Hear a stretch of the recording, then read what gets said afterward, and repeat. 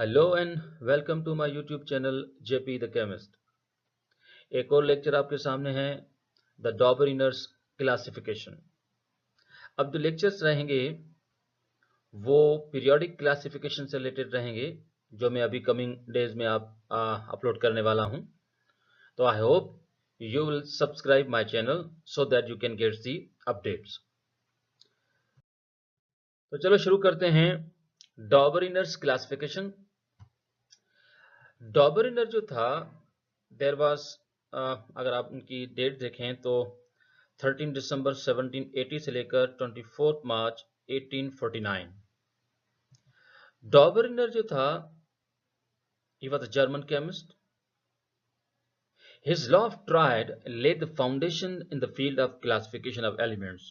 German chemist था और इसका जो लॉ ऑफ ट्राइड जो था वो एक तरह से आप कह सकते हैं कि एलिमेंट्स की क्लासिफिकेशन जो थी उसका फाउंडेशन था, मतलब उसकी एक फाउंडेशन थी। पहली बार एक एक सिस्टमेटिक वे आया था एलिमेंट्स को क्लासिफिकेशन का। नो डाउट एक अर्ली वे था क्लासिफिकेशन का, ठीक है, लेकिन उसके बावजूद भी it was not only good but also a great breakthrough in the classification of the elements. He was professor of chemistry as well as pharmacy in the University of Jena in the Germany. Dobereiner's classification. तो चलो शुरू करते हैं कि डॉबरिनर जो था उसने elements को किस तरह से अरेंज किया था, उसकी अरेंजमेंट की पैटर्न्स क्या थी, उसकी डिटेल क्या है। सबसे पहले आप देखें कि he classified the elements in the increasing order of atomic masses into groups of 3 elements called triad. इसने क्या किया था कि एलिमेंट्स को अरेंज किया था इन the increasing order of atomic masses, यानी बढ़ते हुए एटॉमिक मासेस की बुनियाद पे इसने एलिमेंट्स को अरेंज किया था।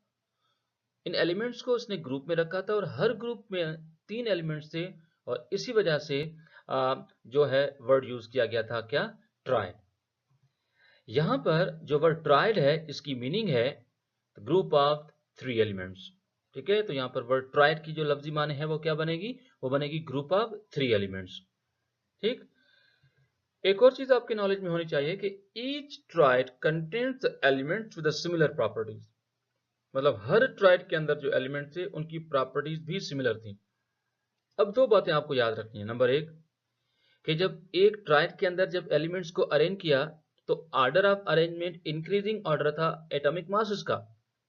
हर ग्रुप में इसने 3 एलिमेंट रखे और जो तीन एलिमेंट रखे उन तीनों एलिमेंट्स की जो प्रॉपर्टीज थी वो क्या थी, वो सिमिलर थी। Average of atomic masses of the first and the last element of the triad was approximately equal to the atomic mass of the middle element of the triad. ये क्या करता है कि जब एलिमेंट्स को ट्राइड में रखता है तो हर ट्राइड में आने वाले एलिमेंट जो थे उनकी ना सिर्फ प्रॉपर्टी सिमिलर थी, increasing order of atomic masses भी था, लेकिन जब वो इस तरह की अरेंजमेंट को पुटअप कर देता है तो बाद में क्या ऑब्जर्व करता है कि उस ट्राइड में जो फर्स्ट और लास्ट एलिमेंट होते हैं उन फर्स्ट और लास्ट एलिमेंट के एटॉमिक मासेस जो है अगर उसका एवरेज अगर फाइंड आउट किया जाए तो वो जो एवरेज है वो अप्रोक्सीमेटली इक्वल आता है किसके, मिडिल एलिमेंट के। तो इस बात को समझने के लिए कि किसी भी ट्राइड को लेकर अगर हम देखें तो उस ट्राइड के अंदर जो फर्स्ट और लास्ट एलिमेंट होते हैं उसका जो एटॉमिक मास का जो एवरेज होता है वो उस ट्राइड के ही मिडिल एलिमेंट के एटॉमिक मास के जो है वो अप्रोक्सीमेशन में आता है। तो वो कैसे आता है तो इस बात को हम समझते हैं। तो आप देख सकते हैं यहां पर 3 ट्राइड आपको नजर आ रहे होंगे, कुछ कॉलम मैंने यहां पर मेंशन किए हैं। जो फर्स्ट ट्राइड है उसमें जो एलिमेंट्स हैं आप देख सकते हैं लिथियम, सोडियम एंड पोटाशियम। इन तीनों एलिमेंट के एटॉमिक मासेस को भी आप देख सकते हैं। लिथियम का एटॉमिक मास आप केयरफुली देख सकते हैं 7, सोडियम 23, पोटाशियम 39। अब आप पूछ सकते हैं कि ये तीनों एलिमेंट इस ट्राइड में यही तीनों एलिमेंट क्यों रखे, तो मेरा पहला जवाब तो यह है कि इन तीनों एलिमेंट्स की प्रॉपर्टी सेम है। कौन सी प्रॉपर्टी सेम है भाई, इनकी प्रॉपर्टी जो सेम है उनमें अगर आप लिथियम, सोडियम और पोटाशियम को देखें तो तीनों अल्कली मेटल्स हैं, तीनों मोनोवेलेंट हैं। All these 3 elements has the ability to give up their valence electron ये मोनोवैलेंट है, एक इलेक्ट्रॉन लूज करने की एबिलिटी रखते हैं। They all can combine with the oxygen, form oxides. Their oxides are basic in nature. When these oxides are been dissolved in water, they form alkaline solution. इसी वजह से आपने सुना होगा कि ये जो तीनों एलिमेंट्स हैं ये अल्कली मेटल्स हैं। तो there are so many properties in common among these three elements. और आप ये भी देख सकते हैं कि इन एलिमेंट्स को increasing order of atomic masses की बुनियाद पर अरेंज किया गया है। कि आप देख सकते हैं कि लिथियम का मास 7 है, सोडियम 23, पोटेशियम 39। तो 7, 23, 39 मासेस आप देख सकते हैं क्या हो रहे हैं, वो ग्रेजुअली इंक्रीज हो रहे हैं। तो इस ट्राइड का पहला और जो लास्ट एलिमेंट है, मतलब जो लिथियम और पोटेशियम है, उनके मासेस का अगर एवरेज निकाला जाए, यानी 7 और 39 का अगर एवरेज निकाला जाए, यानी उसकी अर्थमेटिक मीन फाइंड आउट की जाए, तो 7 और 39 का जो एवरेज आएगा वो आप देख सकते हैं वो कितना आ रहा है, वो आ रहा है 23। अब मुझे बताओ कि जो 23 है, ये 23 जो है ये किसका एटॉमिक मास है? ये इसी ट्राइड के मिडिल एलिमेंट के इक्विवेलेंट है जो कि सोडियम है। आप देख रहे होंगे कि सोडियम का मास जो है वो कितना है, 23। इसी तरह से आप देख सकते हैं एक और ट्राइड भी यहां पर मैंने मेंशन किया है जिसमें कैल्शियम, स्ट्रोंटियम और बेरियम, ये तीनों एलिमेंट कहलाते हैं अल्कलाइन अर्थ मेटल। ठीक है, ये एलिमेंट्स जो हैं ये भी अल्कली नेचर के हैं, क्योंकि इनके जो ऑक्साइड्स हैं, इनके भी जो हाइड्रो ऑक्साइड्स हैं वो भी वाटर सॉल्युबल हैं, और इनके जो ऑक्साइड्स और हाइड्रो ऑक्साइड्स हैं, ठीक है, जब ये पानी में डिजॉल्व होते हैं तो इनकी जो सॉल्यूशंस होती हैं, aqueous सॉल्यूशंस जो होती हैं वो भी अल्कलाइन होती हैं, बेसिक होती हैं, मतलब इनकी सॉल्यूशन की pH 7 से अबव होती है। तीनों एलिमेंट डाइवेलेंट हैं, कैल्शियम भी, स्ट्रोंटियम भी और बेरियम भी। तीनों एलिमेंट की एबिलिटी है कि वो दो इलेक्ट्रॉन लूज करते हैं।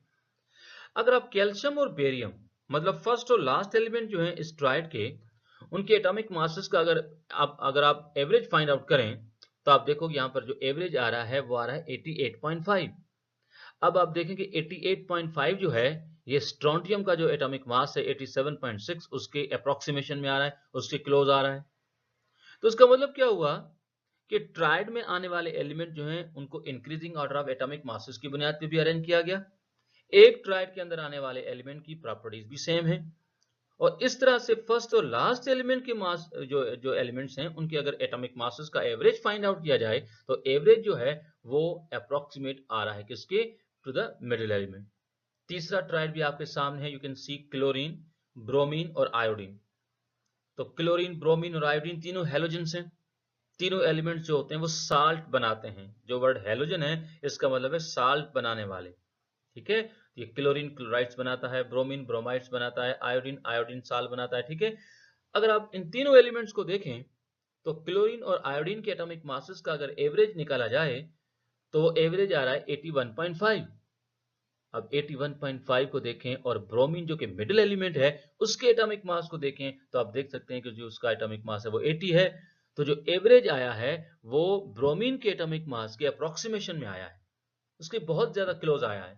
तो यही वो चीज थी जो डॉबरिनर को अट्रैक्ट कर रही थी। इसने सोचा कि एलिमेंट्स को अरेंज करने का यही कोई तरीका रहेगा, इस वजह से इसने ट्राइड्स बनाए। ठीक, पर प्रॉब्लम क्या थी? प्रॉब्लम ये थी कि all elements could not be arrange in triads, यानी हम इस तरह से हम सारे एलिमेंट्स को हम ट्राइड में अरेंज नहीं कर पा रहे थे। इस वजह से डॉबरिनर जो ट्राइड था या डॉबरिनर की जो क्लासिफिकेशन थी वो अल्टीमेटली फैल गई, क्योंकि it was only applicable for the limited elements. वो सिर्फ कुछ एलिमेंट्स को अरेंज करने में सक्सेसफुल था। हम इस ट्राइड के कंसेप्ट को लेकर सारे एलिमेंट्स को अरेंज नहीं कर पा रहे थे। So that's it for today.